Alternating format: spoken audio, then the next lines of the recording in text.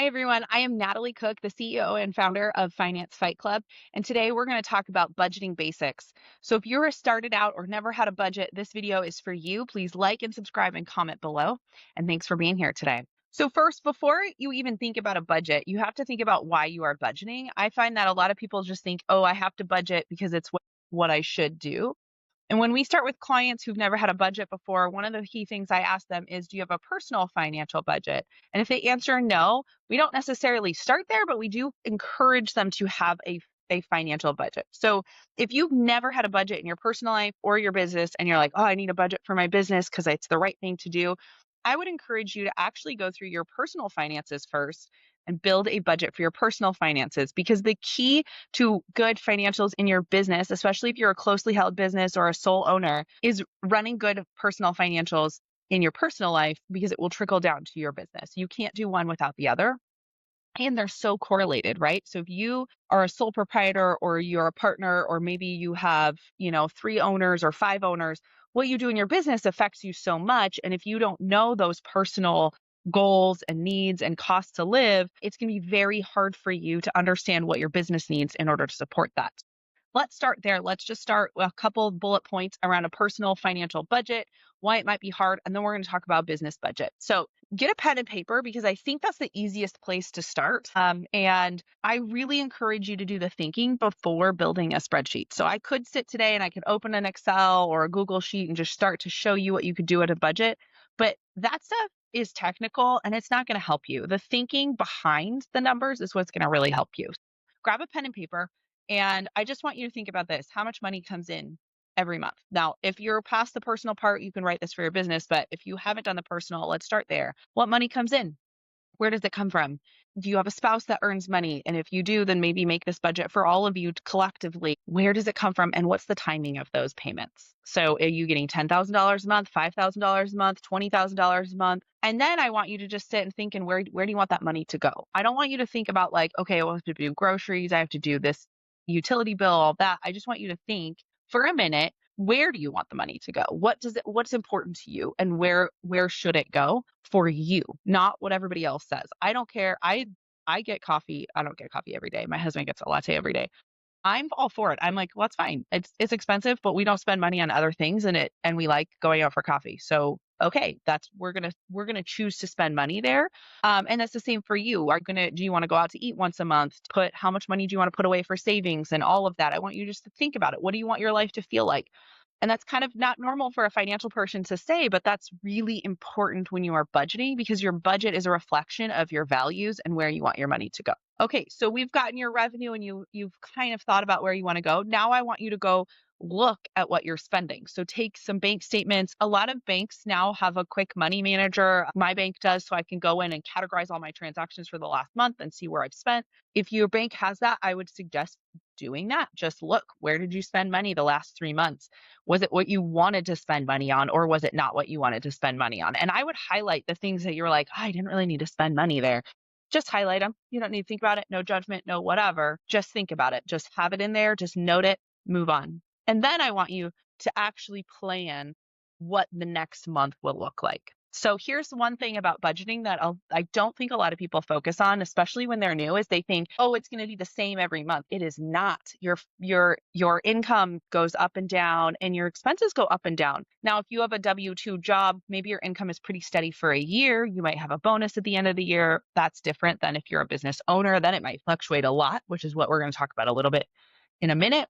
So you have to plan for that, and you have to know what you're doing with that. Like, I had a tree taken out 2 months ago. That was a $1,600 expense that I didn't think I needed. And we really even didn't, we had emergency funds to plan for it, but that wasn't in the budget for that month. It was like, hey, we know this was coming. And then finally we got around to having someone come look, and it was like, ah, shoot, we have to do this. Or like, your washing machine breaks, or your dishwasher breaks, or, I like house projects. So I have a big list of house projects that I want to work on. And so those things go into my personal budget. So I don't want to spend a lot of time on personal budgeting because we're here to talk about business budgeting, but that should get you started thinking. So high level, what money comes in, how do you want your life to feel? Where do you want that money to go? Look backwards, see what you've been doing, and then build a plan for the following month and do it every month. Simple, not simple, hard to get into their routine. But the the function of it is not hard. It's the mindset behind it. So if you're struggling with that, get a personal financial coach. I am not that person, but I think it's really important if you're going to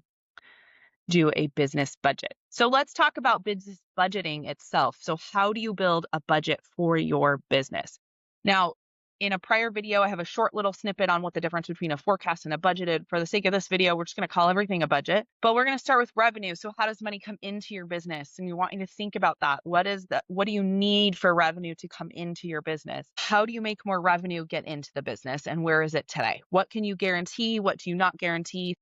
When I'm looking forward to my business or when I'm working with a client, again, it depends very much on that business model and their structure, not their structure, but their industry that they work in and how that revenue comes in. So it's going to vary quite drastically. But for a lot of businesses, it's, hey, we have this pipeline of customers coming in. We know that, if we get 2,000 leads, a percentage of them are going to convert to revenue. So we know that we need to go out and get a certain number of leads to produce amount of revenue. So that's one way to look at your forecast. The other way is, hey, we've been making $10,000 a month very steady.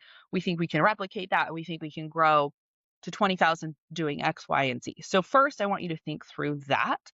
And then I want you to think through what's the guaranteed revenue. Now, nothing is really guaranteed, but what's your recurring revenue? What can you kind of look at and say, yes, we can predict this. And so with my forecast specifically, one thing I do, and I do this for other service-based providers, is we say, okay, looking forward 6 to 12 months, this is our kind of booked revenue. So I use that term booked revenue to mean like, hey, we've kind of closed these deals.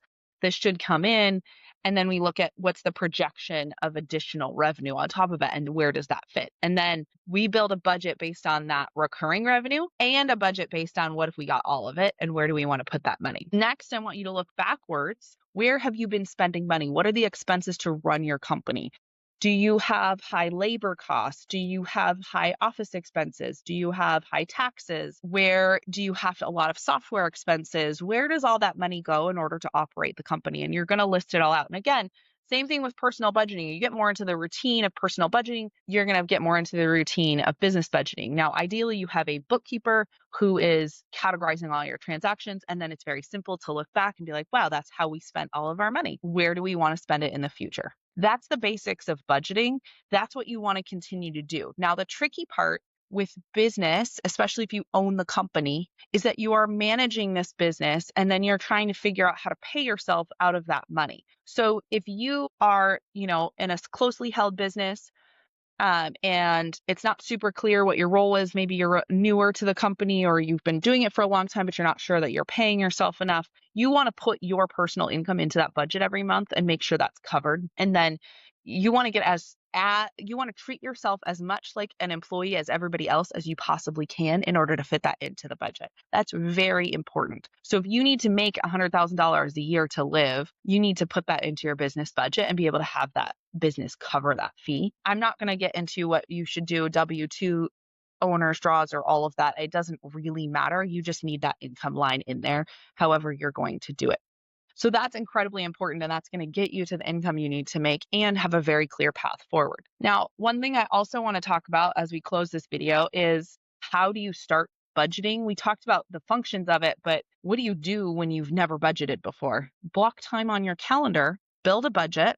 Our team can build a budget for you and help you through that. If you are struggling, please reach out. We build budgets all the time. I love building budgets and forecasts and doing that, but it's the routine and the mentality. If you are going to not use it, if you're going to build something and never look at it again, that's not going to help you. So there's lots of forecasting tools out there. I think they're okay. I think the thinking behind it and what your plan is and tying that budget to a strategic goal is the most important thing. The second most important thing is actively using it like a living document. It should not be a one and done. You shouldn't be doing it every November and then forgetting about it. You need to tie KPIs to it and you need to look at it every month. So put a calendar reminder.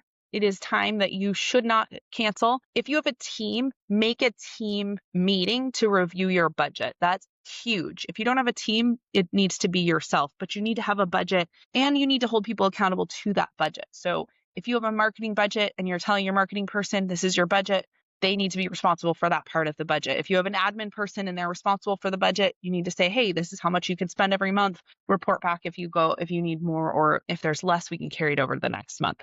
Some systems around it, and just build that function into your business. Thanks for being here today. Today, we talked about how to start with a personal budget, which is the key to kind of getting your business budget if you've never had a budget before. We talked about kind of how to do the thinking around your business budget and how to build some routines about it. There's, of course, a lot more detail we can go into in the budget, but this is just a little sprinkling of what you could be doing in your business to get you set in the right direction. So thanks for being here today. I am Natalie Cook, the owner of Finance Fight Club. I'm here to make finance simple for you so you can fight for your financial future. If you liked this video, please like and subscribe, and I would love to hear your comments below. Thank you.